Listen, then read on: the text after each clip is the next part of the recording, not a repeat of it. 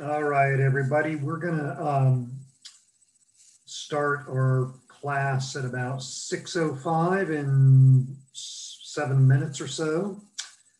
Just to get you motivated and excited, we do have a question, which it looks like a couple of you have already seen. And I'm going to share my screen and we'll have a little bit of background video for you to get you excited about winter riding. And this video, as you might be able to see, no, you cannot, is titled Vortex Bomb, because we had a storm a couple of years ago called a vortex bomb for some reason. And I rode to work on my fat bike in this weather. So here we go.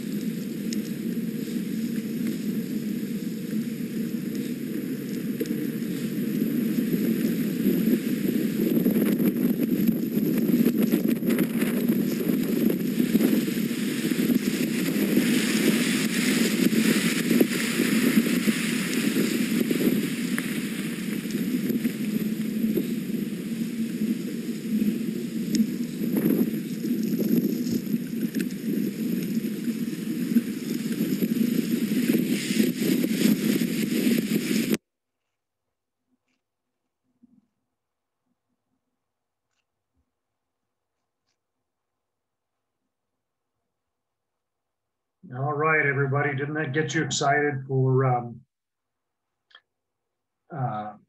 doing a little winter cycling? So we're going to start the class, and let's see, we need to bring up our,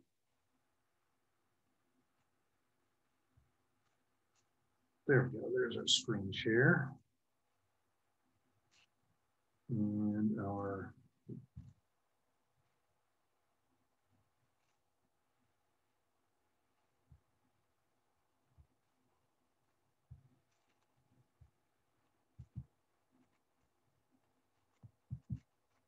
all right.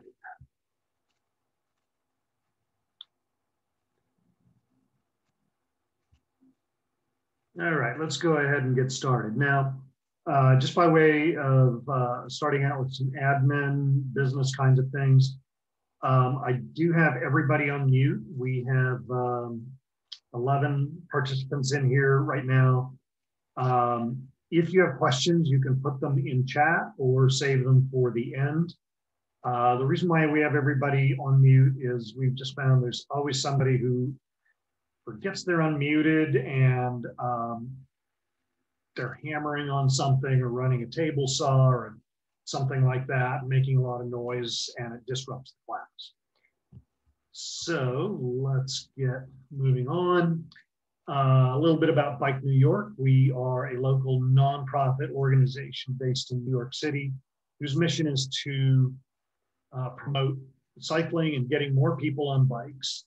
And we do that through our events, our rides, our membership program, and of course our education program. I see I need to change this slide because in the last 3 years, each year we've reached a minimum of 24,000 people, not 17,000. That represents about 75,000 people over the past 3 years. And that's, we have all sorts of kids programs like summer camp, after school. We work closely with Department of Education to bring bike education into the school day experience. All of that, of course, has not happened this year. Most of it has not happened this year due to the pandemic, which forced the cancellation of the 5-borough bike tour. All right, so a lot of people stop cycling during the winter time, and for a variety of reasons. A lot of people kind of believe it goes below, that winter cycling goes below their temperature limits. There's more rain and snow and bad weather like today. The roads can be more slippery, but not all the time. So we'll talk about how to handle some of those situations and just stay warm and safe during the winter while you keep riding. I put a question in chat for everyone. Let's see what we've got here. It looks like we can't look at chat. I might have to pause the share here and see if I can. Oh, here we go. I can look at this way. So I asked a question in chat at the beginning. Why do you want to ride through the winter? Why you're interested in that? Name one good reason. We have Amy saying to get around without public transit. Great idea. A lot of people are still trying to stay away from crowded subways and buses and trains during the pandemic. Sergio says to get some cardio, and that's also a great idea. A lot of people get less exercise in the winter time because of cold temperatures. Okay, so let's go back to our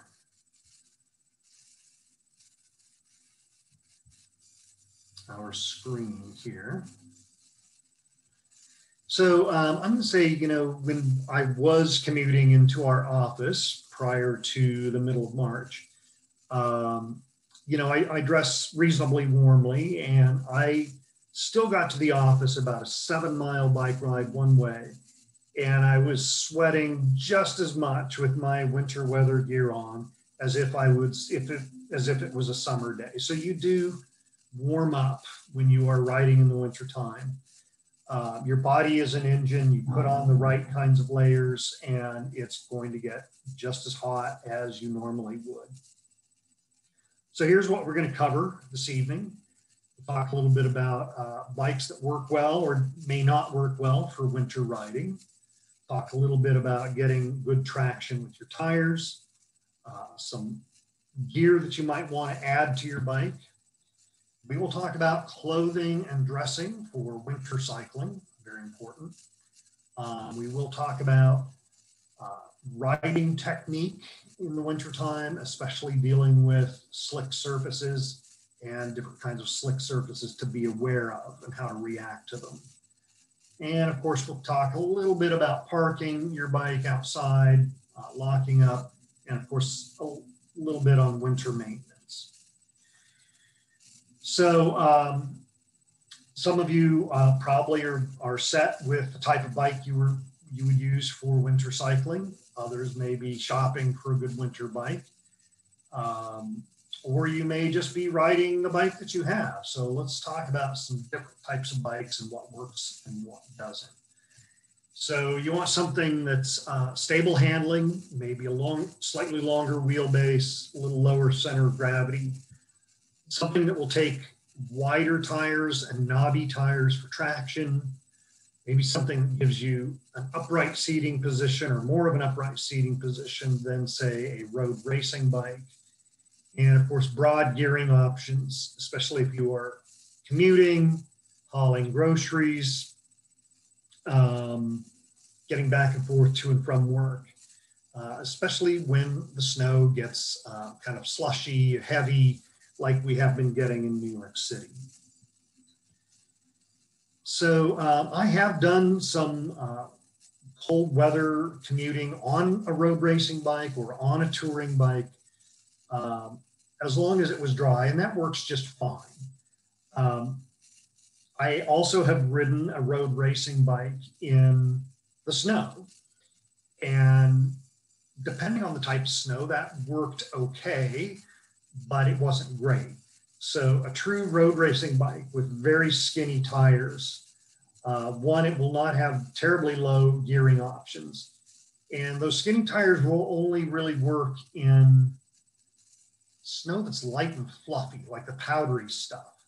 But we haven't been getting snow like that too much. And every time they salt the streets, of course, that's even light powdery snow gets thick and heavy and hard to ride on. There are types of road bikes that might be better for winter commuting, especially in snow and ice.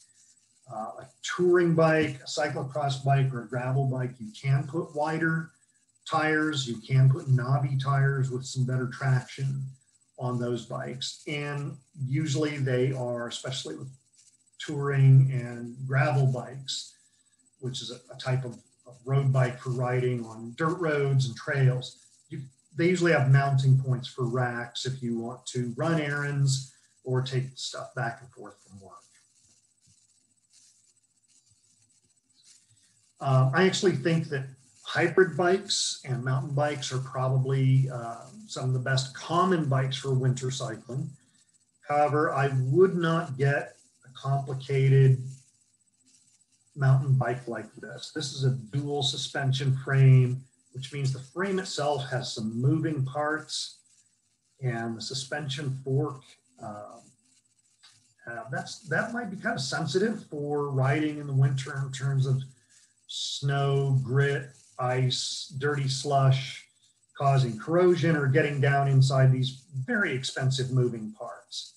So if I were to buy a mountain bike or use a mountain bike for winter cycling, I'd get something that had a simpler frame like this one. Either way, they're both good because you could take fat tires, pretty fat tires, you can put knobby tires on them for traction. Most of the time they will haul stuff for you. You can put a rack on them, and they give you a good upright seating position. Now, of course, if you don't want your bike stolen or vandalized or buried under the snow, when the snow plow goes by, what do you do if you have to bring your dirty, snowy, slushy bike indoors? Well, if you have a CitiBike membership, you don't need to worry about that because it just stays outdoors and it doesn't take up any room in your apartment or make a mess. They are wider, they have wider tires, they have built-in fenders, a built-in carrying basket, internally geared hubs that are pretty well sealed, and brakes that are pretty well sealed. So they make a really good winter cycling bike. Now, the bike I was using in the video was my fat bike, and these things are actually designed to go on beaches and in kind of soft, difficult terrain, including snow. They are generally sold with knobby tires, which is what my bike had on it. They'll float over a lot of stuff or go through stuff pretty easily. So a fat bike is a good choice, and they are a lot of fun. However, if you don't have room for this in your apartment, maybe this isn't a good idea. Let's talk a little bit about tires and traction. I've already said a couple things about it. If you own a mountain bike, you can buy studded tires. If you look closely at these, there are actually little metal studs in these knobs that help you get traction, especially on ice. They are more expensive. It's probably something you don't want to ride around with during the warmer weather months or in dry, not snowy weather, because they're probably kind of expensive. If you don't want to go with studded tires, you can just go with a regular mountain bike tire, and the treads, the knobs, the knobby tread will help you get a lot of good traction in the snow. I would avoid using a slick or smooth tire in the snow. They don't get traction, especially in slick, icy conditions. Other types of tires also work fairly well as long as they have a little bit of tread to them.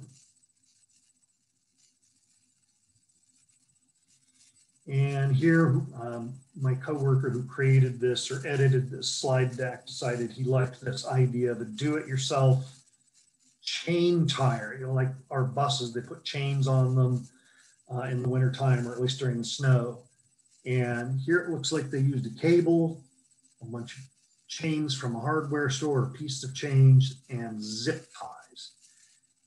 Now, this doesn't work if you are using rim brakes because it will rub on the cable and bits of chain. You have to have disc brakes for this kind of setup. I don't think I have the patience to do this kind of thing anyway. So I'm going to take a pass on the chains. One thing about air pressure is if you are riding in slick weather, slick conditions with snow or a little bit of ice, you might want to take the tire pressure down to its minimum level. Usually that's posted on the side of the tire somewhere. For example, this tire here says 90 to 125 PSI. It's also a slick tire. I'd probably try and find something with a little more tread and lower pressure. This one proudly says something like 35 to 65. If I was riding in slick conditions, I would put that down to 35. There's more tire contacting the pavement, which gives you better traction in those kinds of situations. Also keep in mind, if you're going to be riding for quite a ways and your bike is outdoors for a long time, your air pressure will go down just as a result of colder temperatures. So be aware of that. And we have some suggestions for some stuff to put on your bike. You might want to think about fenders. Fenders will help keep your bike cleaner. They will help keep slush or rain off of your body, especially your back and your shoes and the lower parts of your legs.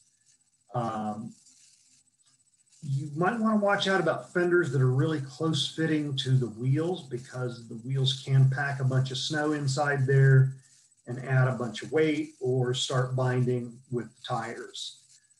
So these full clearance fenders they'll be fine in the rain, cold rain and a little snow, but if the snow gets really heavy, you might find yourself walking because there's getting to be a lot of snow packed up inside your fenders.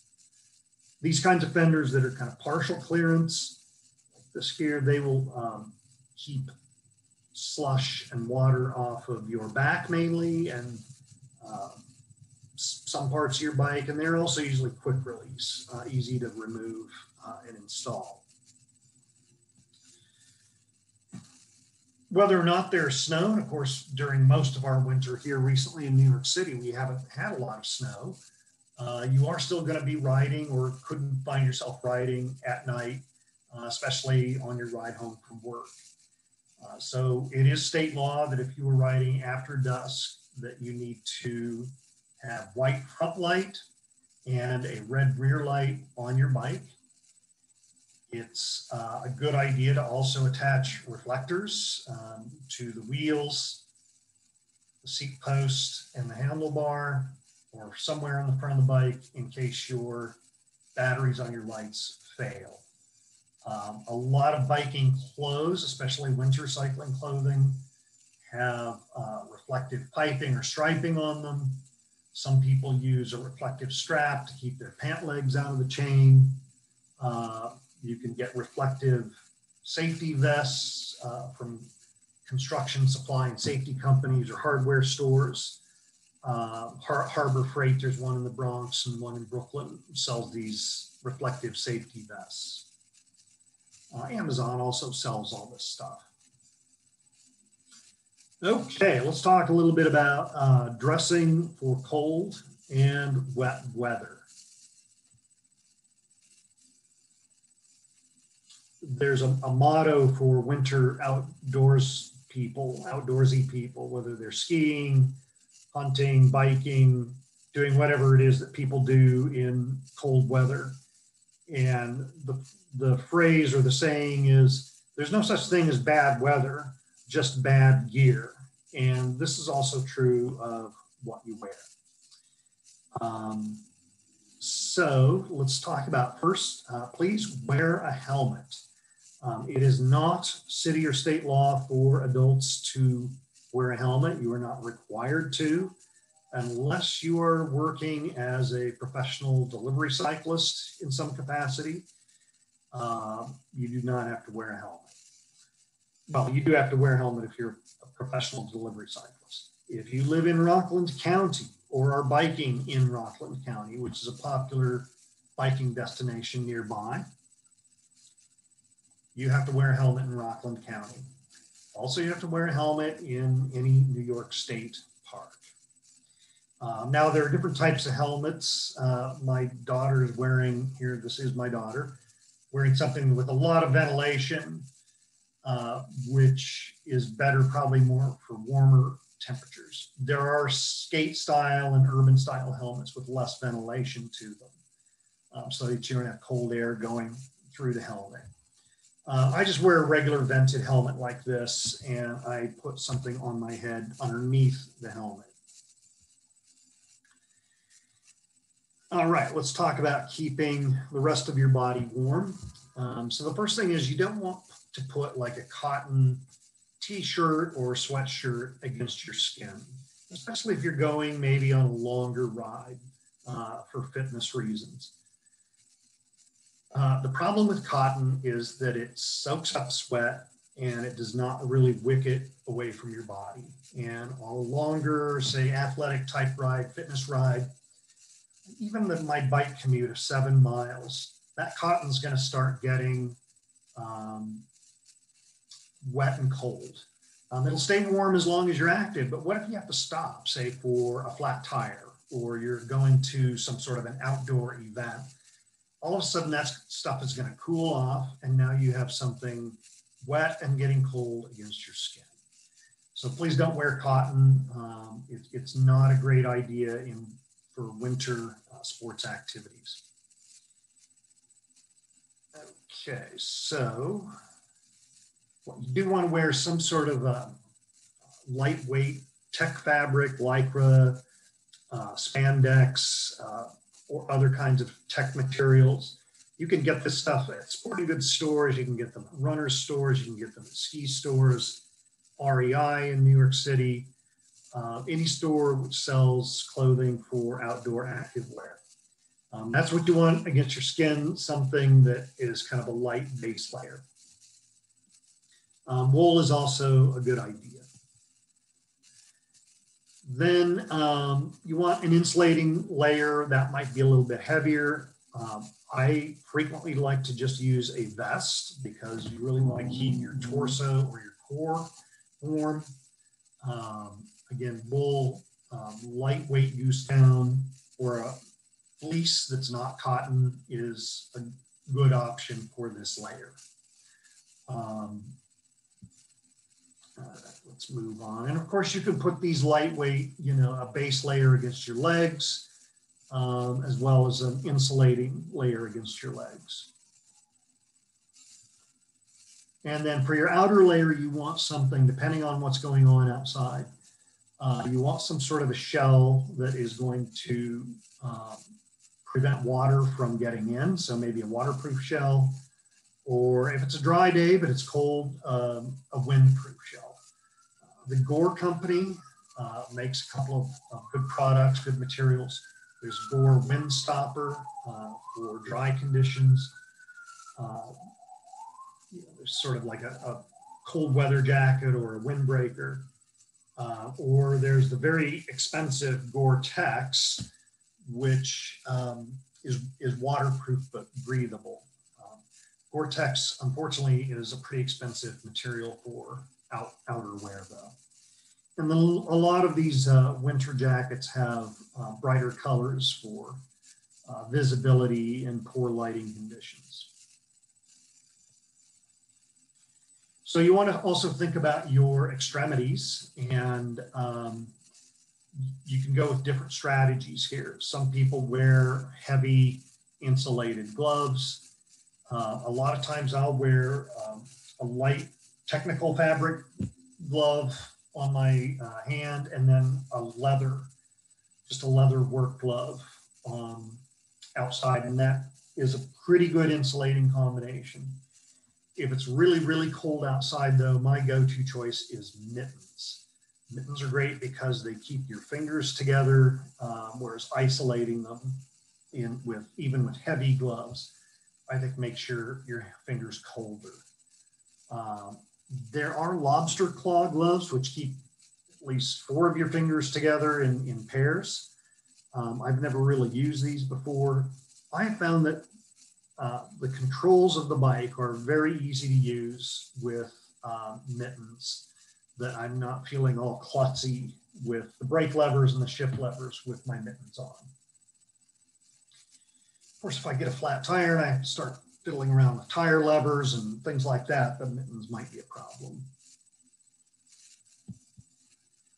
And let's talk about your feet. You want to keep your feet warm and dry.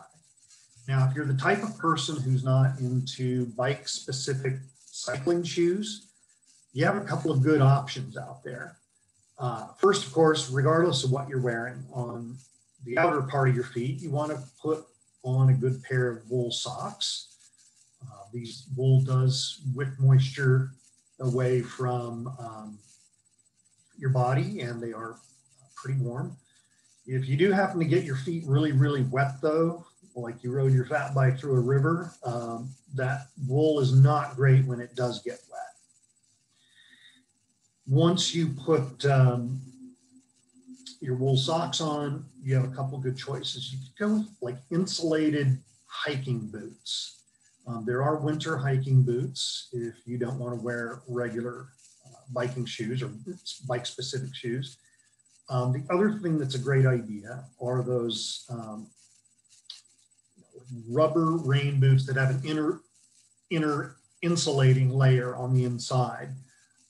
Those are great for keeping your feet dry, and that insulating layer along with the wool socks will keep your feet warm. Now, if you're using bike shoes, you have a couple of options. For simply cold weather, you can use these toe warmers that cover the vents on most bike shoes. Or you can go full booty, and these booties basically cover your shoes and your ankles. I've never used toe covers, and I wouldn't use them in snowy conditions. I think they would probably be prone to falling off if I ended up having to walk. I have used booties, and I decided that I didn't like them. And the reason why I didn't like them was they were an extra thing to put on in the morning, to the point where it was taking me forever just to get my clothes on so I could go out and ride a bike. The other thing I found about booties is that if you do end up walking any distance, like you get to that north section of the Hudson Greenway that the Parks Department never really plows, and you have to walk that mile, these things are absolutely no fun to be walking around in, especially if there's a lot of snow. Snow gets packed in on the underside of them. They're just a pain. So there are winter-specific mountain biking shoes. I don't know about road biking shoes, but I ended up springing for some winter mountain biking shoes, which did the trick in terms of keeping my feet warm and dry. Okay, let's not forget the top part of your body, your head that does the seeing, the breathing, and the thinking. So I like to go with this option here, the balaclava. And they come in different formats, but this is sort of the type that I use. And it keeps my head completely warm, keeps my ears warm, keeps my neck warm. When we don't have a global pandemic running around, I tend not to cover my nose and mouth with my balaclava just because it's, I don't know, it vents my breath right up into my glasses and then I can't see. Some people use these little beanies or thin cycling caps, which cover most of their ears and their head and their forehead. I can tell you on a really cold, bitter day or a wind chill that gets below 0 or below 20 degrees, having your forehead and your ears covered is really important. You know, you walk out in that cold air and it just hits you, especially when your bike starts moving. And now, even if there is no wind, if you're going 15 miles an hour, that's a 15-mile-an-hour wind chill.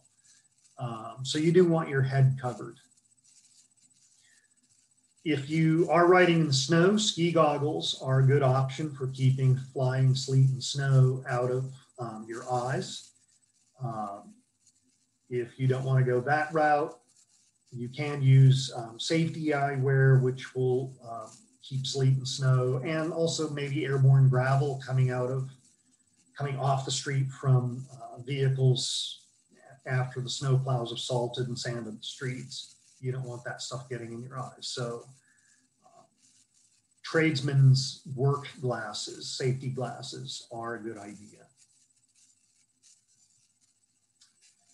Okay, let's talk a little bit about handling slick surfaces and other kinds of surfaces in New York City. So just a few things to be aware of. One is wet surfaces in colder weather, whether it's the fall or the winter, can cause some traction problems. So be aware of wet leaves, be aware of these steel wet plates or any steel surface when it gets wet. Even if it's not frozen, if it gets wet, steel is very, very slick, almost like ice. And of course, then there are patches of ice that you might have to deal with. So with slick surfaces like wet leaves or a section of steel that's wet, the main thing you want to do is just relax, roll your way through it. Don't slam on the brakes while you're on it. Don't do any steering because that will cause your bike to lose traction, lose control. Just coast your way through it. That stuff generally doesn't last forever. If you are making a turn, say at an intersection, you want to think ahead and are there any of these steel plates or is there a patch of wet leaves in the middle of the intersection that you want to avoid. Because you don't want to be on those things while you're leaning over, turning, or handling the brakes. Do be aware of potholes and puddles. If you are riding through a puddle, that puddle might be hiding something much deeper.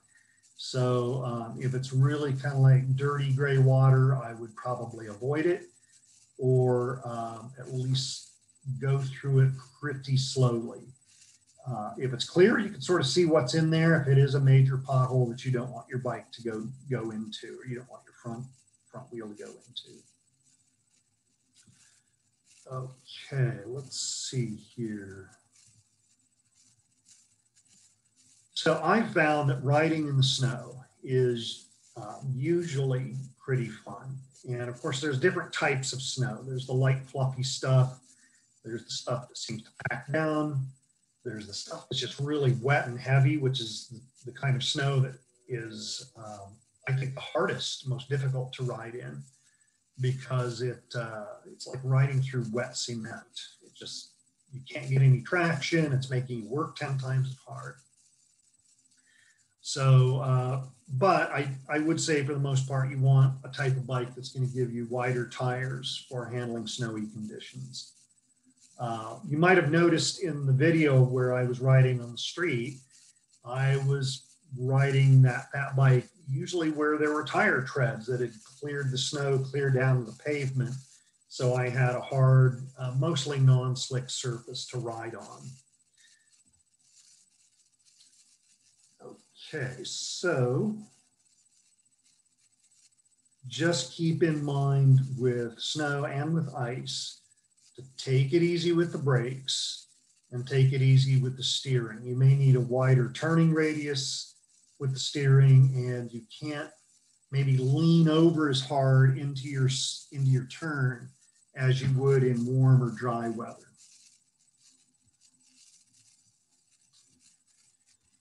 Let's talk a little bit about ice and riding on ice. So usually if there's an ice storm or heavy sleet that's accumulating on the roads, that's a work from home day or a subway day. If it's just kind of like universal ice, it's really, really hard to ride on unless you have studded tires. Several years ago, I was coming back from a meeting in Brooklyn, and I live in the Bronx, so it was quite a ways, and it was starting to sleet. And I got over the Brooklyn Bridge okay, even though that's a wooden deck that freezes really, really easily. And I was okay on the city streets.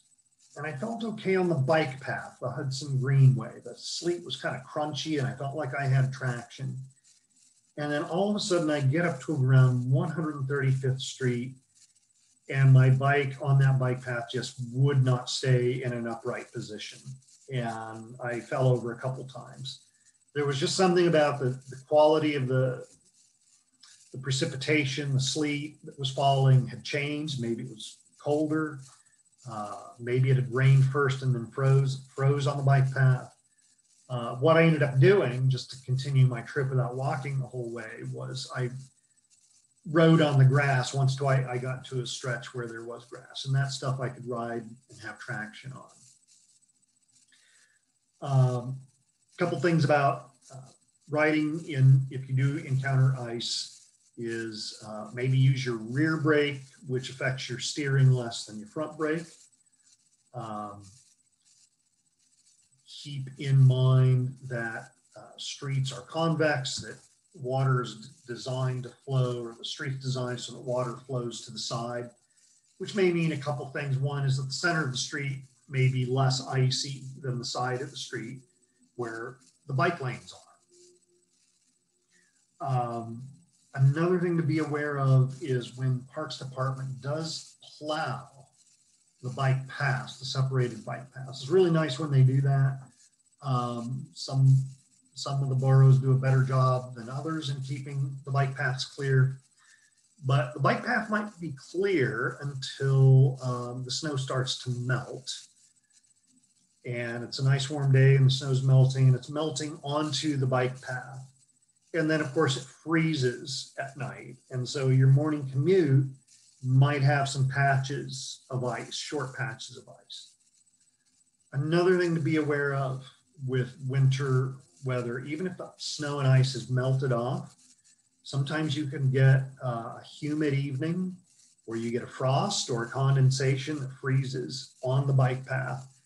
And the path will look clear. You might see people's tire tracks having ridden over it, but that bike path is still very, very slick. So maybe not as slick as glass ice, but you still have to watch out with anything like turns and curves and taking it easy with your speed and your bike handling on turns and curves with that frozen frost. Okay, I am not sure what he means by good ice and bad ice here.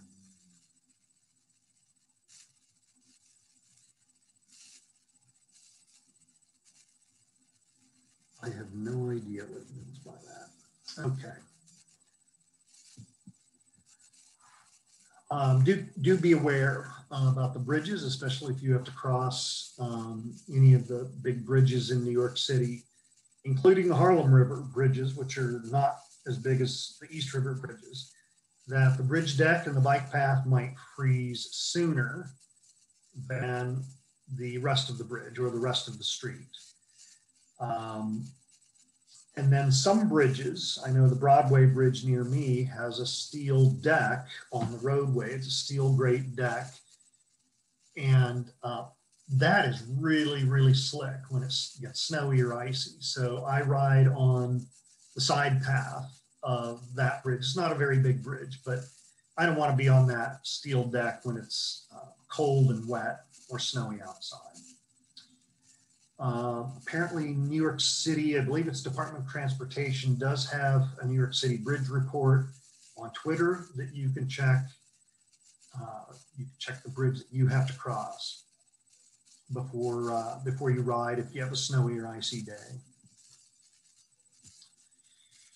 And of course, you may have started out in the morning with a clear ride, and then 6 inches of snow happens, and your evening commute is not so clear.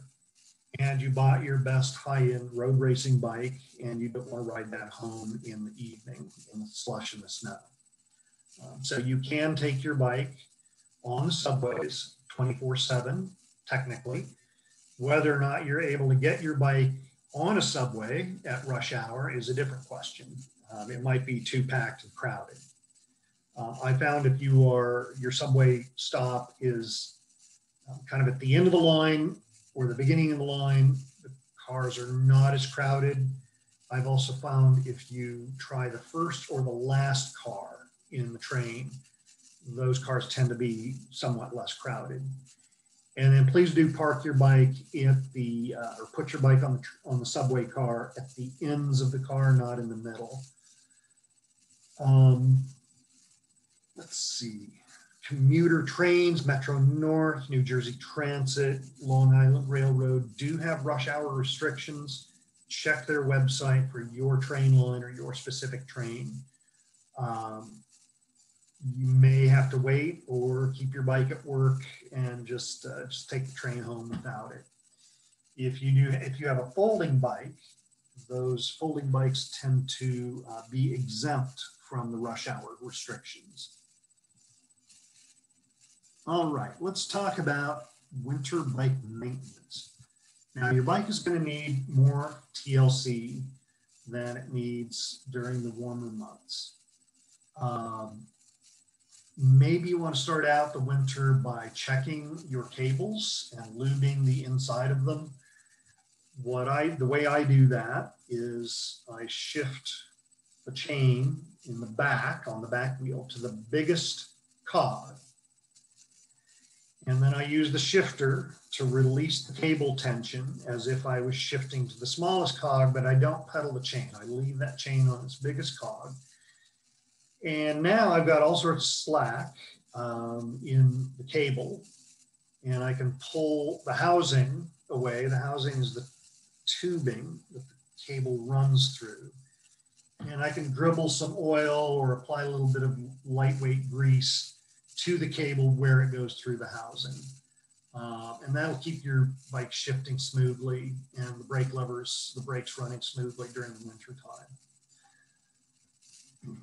I always keep my bikes pretty clean in the, after they've been in the snow or the slush. The bike comes home, it might get tossed in the bathtub so it doesn't get drip slush all over my apartment.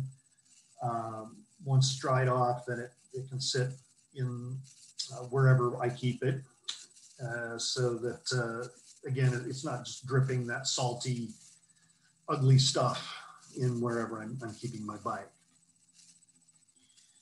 You can wax your frame, which will keep the frame in nicer shape cosmetically, and that wet, slushy stuff won't stick to it quite as well.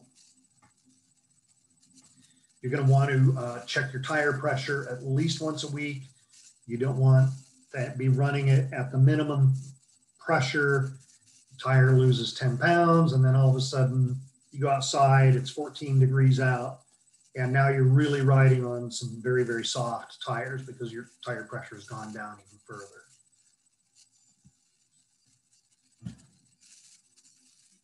What you don't want to do is hose down your bike with a garden hose. Most New York City residents don't really have that option unless you live in a more suburban neighborhood of the city.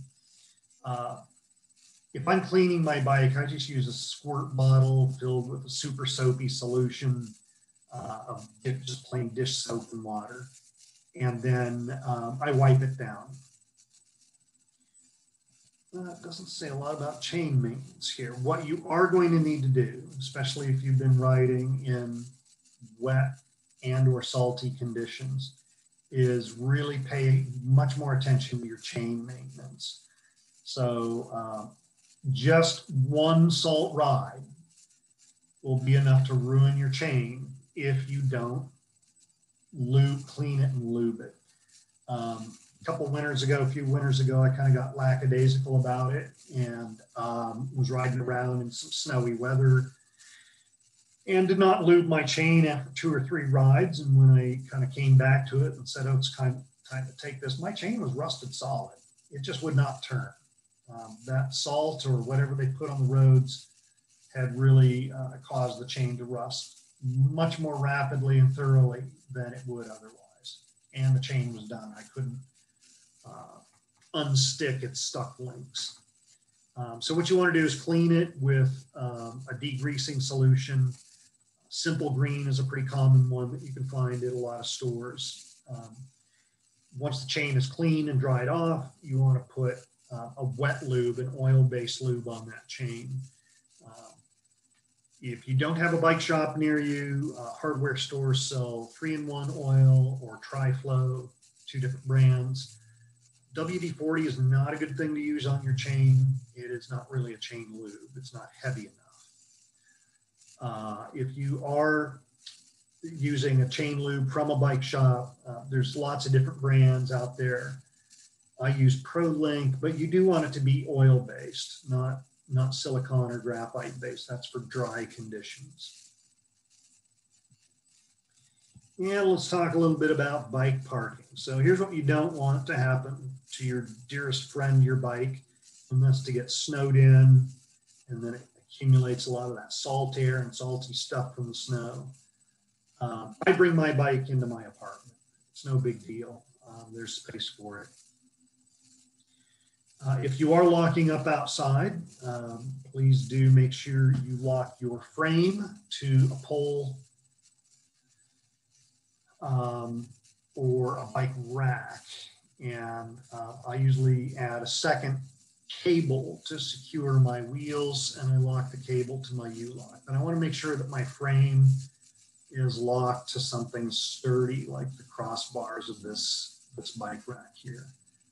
If we are expecting a lot of snow, you can check and see if there are parking garages nearby. I believe parking garages do have to accommodate bikes. They are probably going to charge a fee, but it will keep your bike clean, especially if we have a really big blizzard. I checked icebike.org. This used to be a great resource of Minnesota for winter cycling, and it appears somebody else bought it and changed it to something completely different. So it's no longer a great source. I'm going to have to edit this out and find some other better resources. All right, so that is the end of our short workshop on winter cycling. I thank you for your patience. And let's open it up for some questions here. Let me unmute people. You can ask your question via chat, or if you want to ask a question verbally, you'll have to unmute yourself.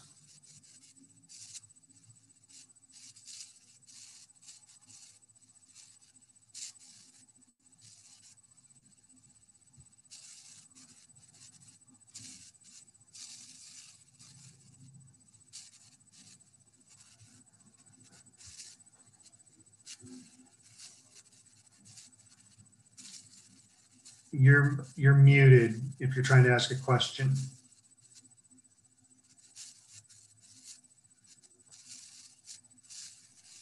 No.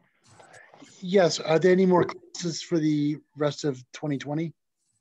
Which kind of classes? Oh, specifically either bike maintenance or is there another commuting bike class? I don't think we have commuting. I just did one like a couple weeks ago. We do have some outdoor classes, but we are pretty much done with maintenance and the commuting classes for the year. Okay, thanks. Sorry. Hey, no worries. There's always next year. There is. We've offered a bunch via Zoom, but the attendance at those was just really slowing down. So we've just kind of said, all right, people are zoomed out, or they're not thinking about biking so much in the winter, so they're not signing up for them. Got it. Thanks. Miles asks about glove liners. So I use glove liners, but I just use a very lightweight pair. I can't recommend a specific brand one way or another. I did buy a pair of Smart Wool glove liners that fell apart at the seams, literally. And I was not happy with Smart Wool's construction on those, even though Smart Wool seems to be an otherwise reputable brand. What happens to my glove liners is they either just wear out or I lose one or both gloves.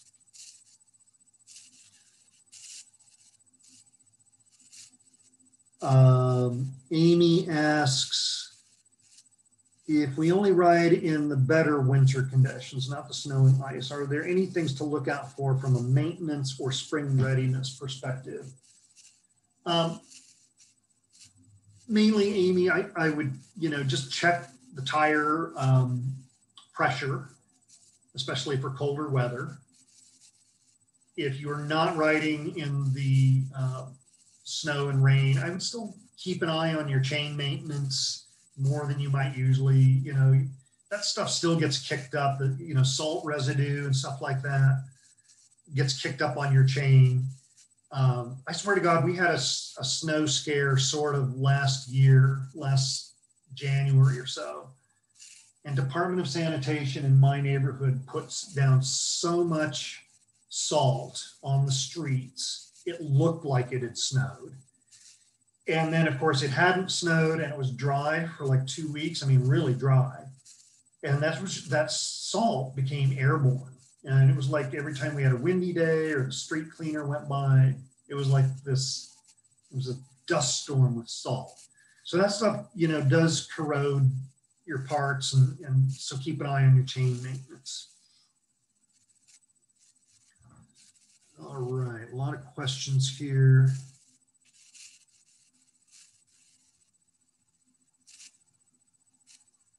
Miles asks, for dealing with some of the conditions you mentioned, is a wheel size of 28 okay, or do you recommend a bigger size?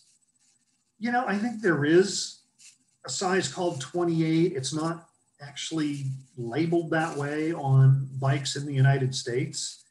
I think it's 28 is 700C.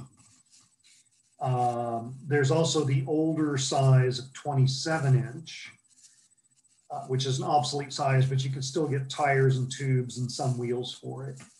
And those are fine, but I've used 650Bs, which is sort of an in-between the 26 inch and 700C or 29 inch. 700C and 29 inch are the same diameter and they're the same rim diameter. The only difference is the tires might be wider with the 29 and you'll need bigger tubes. But I have ridden around in snow with 26 inch, like an older 26 inch mountain bike, and it's worked just fine.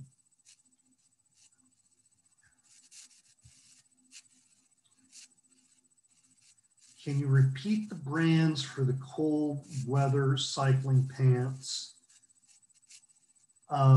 So yeah, there's a lot of different brands, and there's a company called Gore. I'll put it in, hopefully put it in chat. Gore, G-O-R-E. They make their own clothing, but they also make materials and fabrics. So a lot of the other companies like Arc'teryx, Marmot, Mountain Hardware that make outdoor gear, Columbia, will use Gore's materials like Windstopper and Gore-Tex. For waterproof, the gold standard is Gore-Tex.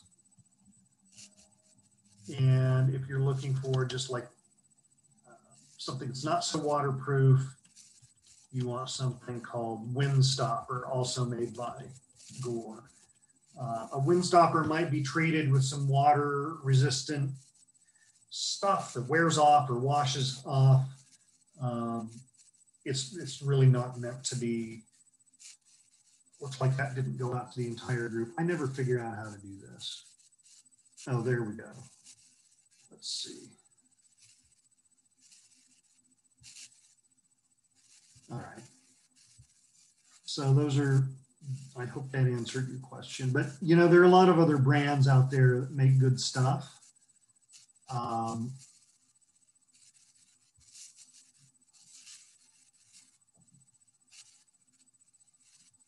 If you go to REI in New York City, that's a good source of a good location to get things. If you're in the suburbs, you might try, not Cabela's, Campmore out in Paramus, New Jersey.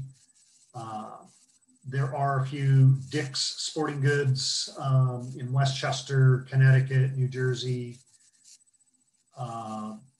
There's Ramsey Outdoor in New Jersey. So there are some good places. I know there's a Bass Pro Shop. So, and even running stores will carry some of this like outdoor sports good, sporting equipment. Ski shops are also a good way to find cold weather gear. In New York City, I want to say there's a sporting goods store near Union Square, just north of it on Broadway. And I am blind. Oh, Paragon. They will sell gobs and gobs and gobs of cold weather gear. So Paragon's a good, yeah, I see Miles just listed it. Any other questions before we say goodnight?